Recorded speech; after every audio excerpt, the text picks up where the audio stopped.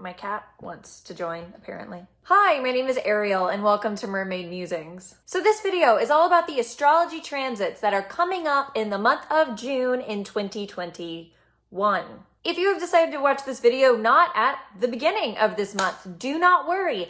I will put the timestamps down below with all the dates of the transits that we are going to talk about, so you can go ahead and skip to wherever you need to skip to. Also, ignore my neck that looks like I got attacked by a vampire. I wish a vampire had bitten my neck. That would be awesome. The teenager in me who is super into Twilight is really into that idea.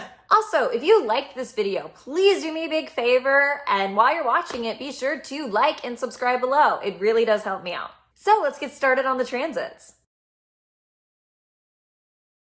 On June 3rd, we have Sun in Gemini, trine Saturn in Aquarius, along with Venus in Cancer, trine Jupiter in Pisces. So we are starting off the month with good vibes. This is a super productive transit. Whatever you are working on, put in effort to accomplish your goals on this day. The energy is favorable to getting a lot accomplished. Remember though, Mercury is still in retrograde in Gemini. So now isn't the best time to launch anything new, but this is a great time to get closer to completion on what you're already working on. So don't publish your work. Keep it private. Continue to work towards your success without showing it off to the world yet. You knowing that you're doing an excellent job without the approval of others is enough. Both the Sun and Venus show a lot about our confidence and our value. So find self-confidence and value within yourself. You shouldn't work to accomplish your goals for the validation of anyone else, but because those goals bring you closer to what you want your life to be.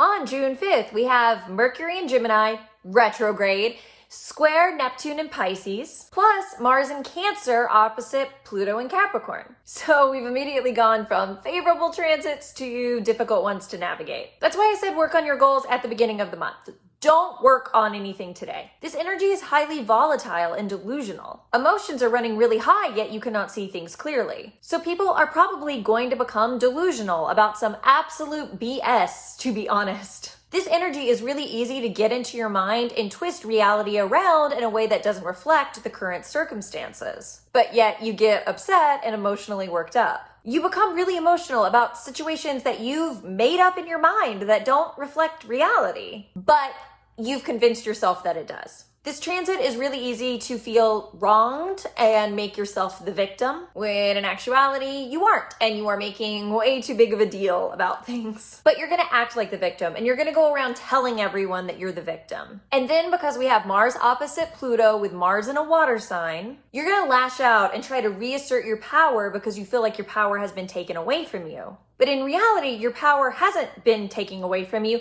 You are just trying to gain more power under the guise of being a victim. If you act like this, once we get out of Gemini season and Neptune is no longer hitting all these squares to Gemini that's going to impact people's judgment, then people are going to see you exactly as you are. They aren't going to see you as the victim. They are going to see you as the bully. They might never look at you in the same light after they see how you acted during this transit. Then when you actually are wronged and hurt by someone in the future, people aren't going to care. They aren't going to take you seriously because how you acted during this transit is going to be what pops up in their mind.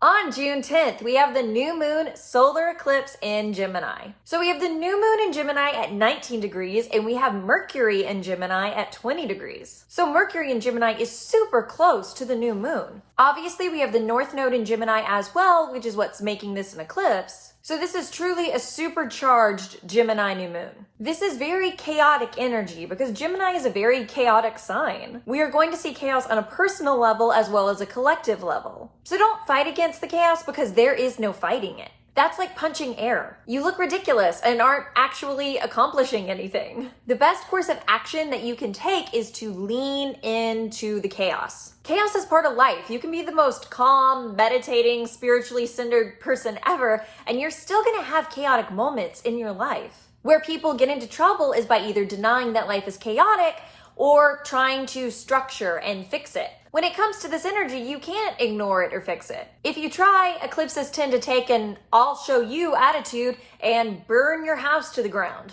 It's like that meme of that girl who's watching a house burn down behind her with a smile. That's the best visual representation of this energy. So since you can't ignore or fix the chaos, lean into the chaos, become the chaos. Do what Gemini does best and adapt. Figure out how to work within the chaos because it's not going to go away. So all you can do is adapt to the situation and proceed forward based on the current circumstances. And if the circumstances change, adapt again. If you are stubborn and you refuse to move, this energy is going to take you down. But if you figure out how to ride this energy, then you're going to survive and you're going to come out stronger, more resilient, smarter, and open-minded than you were before. Lastly, this new moon is going to bring light to deception. But in order to bring it into the light, when you expose deception, that means it's out there for everyone to see. And some people are going to be swept up by the deception and are going to be fooled. So don't believe anything you see, hear, or read during this time. Live in the chaos of not knowing what is true or untrue. It is better to have no opinion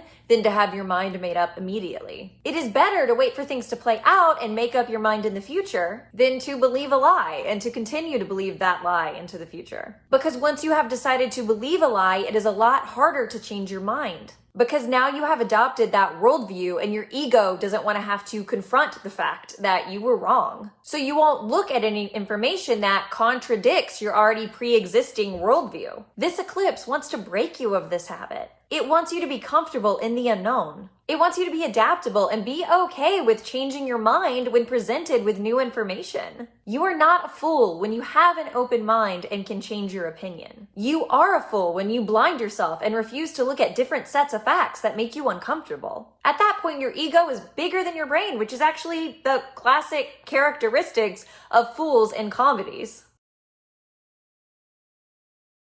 On June 13th, we have the Sun in Gemini square Neptune in Pisces. Once again, look out for delusion. That's sort of the theme for this month. It's not as intense as the new moon, but you're still going to see similar themes here. There's a lot of people in your own life as well as on a collective level that are trying to deceive you.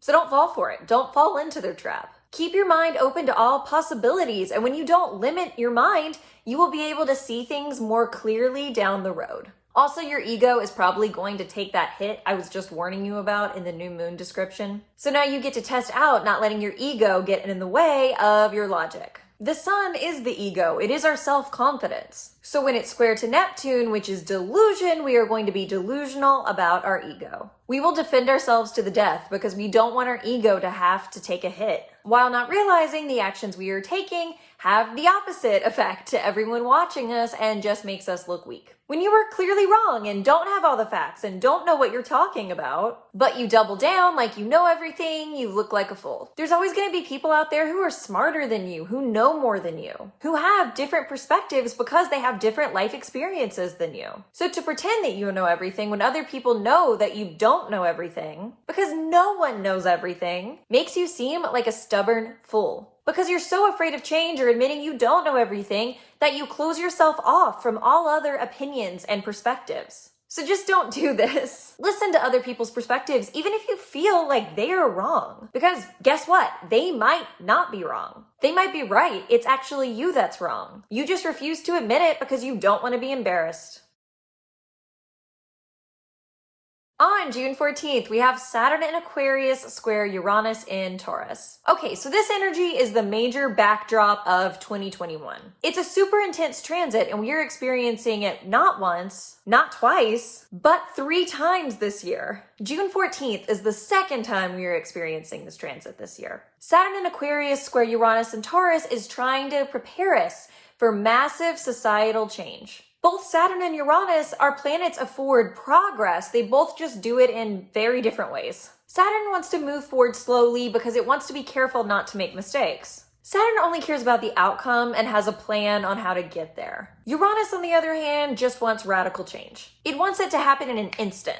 Oftentimes, it cares less about the outcome and more just wants to uproot the current systems with no plan in place of what will take over. So these energies, while they are both forward moving, are vastly different from one another. Plus, we have a square there, which is creating tension between the two planets' energies. So we have this tension between slow, carefully planned out, methodical change and radical instant change. So both planets are fighting with each other, trying to make their way of enacting change happen. The key to navigating this transit is we have to be comfortable living in the tension of these two planets. Sometimes change is too slow, and then people use the excuse of change being slow to keep people stuck and not make any changes at all, because they don't want to make changes. Also, people can't just sit back and wait for change when terrible things are happening in humanity while people are waiting. People who are having terrible things happen to them, telling them that they have to wait for change is a terrible thing to do. It's selfish because you're comfortable with your life and the way things are, because you aren't having to personally experience what other people are going through.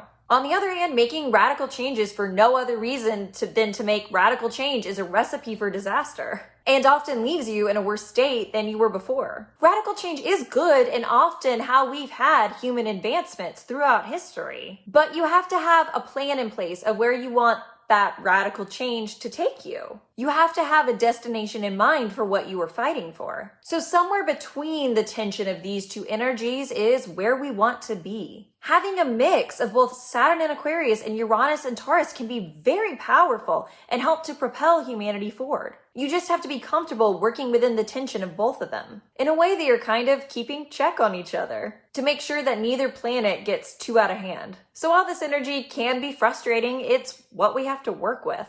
There's no escaping this energy. So you might as well embrace it and work with it and utilize it to make the world a better place.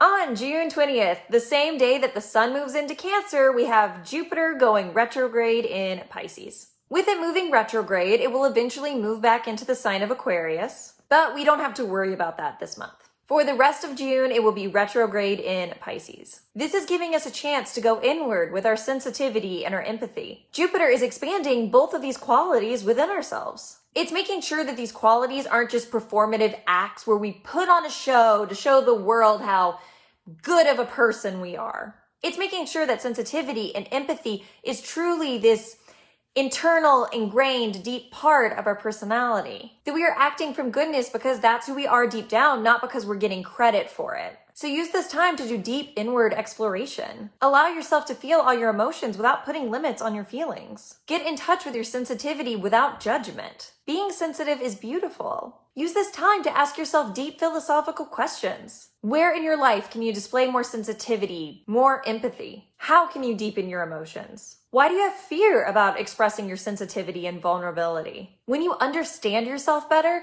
you will be better able to express yourself. Then when Jupiter goes back into Pisces in December, you will have the answers to these questions, and you will be a better person because of it.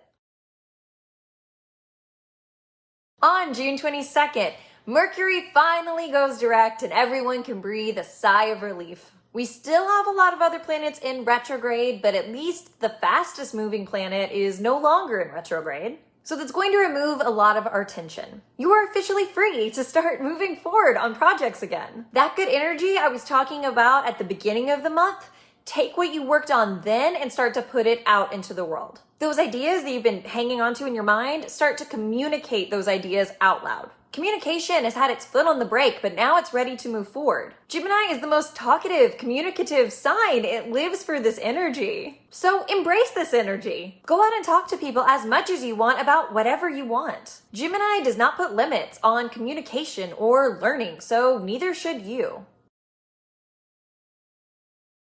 On June 24th, we have the full moon in Capricorn. So this full moon is not going to be as intense as the new moon this month because we're out of this eclipse energy. In general, this transit really doesn't have a lot going on with it because the only aspect to the sun and the moon is a trine with Jupiter. I feel like this energy is super welcoming and way less intense than the last full and new moon energy we just had to deal with. Yes, it's deeply emotional because it's the full moon, but nothing about this energy is harsh. The fact that the only aspect is a positive aspect and it's a trine with Jupiter is a super uplifting and positive energy. The full moon wants to make your deepest emotions light and breezy.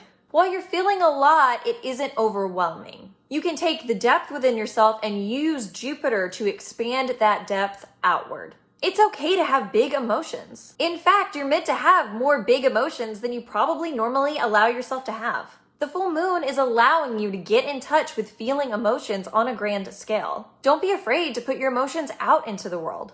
Capricorn has a lot of fear and judgment around big emotions because Capricorn is so focused on its reputation. But having big emotions shouldn't affect your reputation. That's part of being alive and being human. People who judge other people for having emotions are the problem, not the people fully living in and experiencing their emotions. If you get a reputation for being emotional, wear that with pride. Allow that to be part of your reputation. Being emotional isn't a bad thing. Being fully present in your life and feeling things as deeply as you can feel them and as big as you can feel them is wonderful. So let your reputation for being emotional be a wonderful thing. On June 25th, we have Neptune retrograde in Pisces. So once again, this goes back to the theme of this month, which is delusion. Instead of projecting our delusions outward, Neptune wants us to go into ourselves and face our delusions internally. Now that we have been through these high stress eclipses that have been filled with delusion and where our delusions have been brought to the light, Neptune wants us to tackle those delusions back down in the darkness. It doesn't want us to bury our delusions deep down anymore. It wants us to explore our darkness and find out why those delusions are there in the first place. Why are we inclined to believe certain delusions? Why do we choose to deceive ourselves? Most of our delusions are there because we want them to be there. We feel that being delusional is preferable to facing reality. So this transit is about getting within the darkness within yourself and psychoanalyzing yourself. It's about sitting in the delusion and recognizing that it's a delusion so that you can break free from it. You're still going to be sitting in the fog. You're still going to be confused by what is real and what is not real. But now that you know that you're delusional, you can start to make your way out of the fog. Even if you're still confused, even if you don't know where you're going, at least you're searching for answers instead of staying in the same deceptive place. I think it's telling that Neptune goes direct on December 1st when the sun is in Sagittarius and we are going to be dealing with even more eclipses. The way I see it, these first set of eclipses really set off the themes of delusion. Neptune retrograde is the in-between period where we get to deal with the energy that these eclipses brought up. Then in December, we get to finish up with the themes of this energy, hopefully putting a close to it. Thank you so much for watching this video all the way to the end. I know I already said it, but if you can, please do me a big favor and be sure to like and subscribe below. Also, be sure to follow me on my other social media platforms as well. Once again, thank you so much for watching, and I hope you have a wonderful June.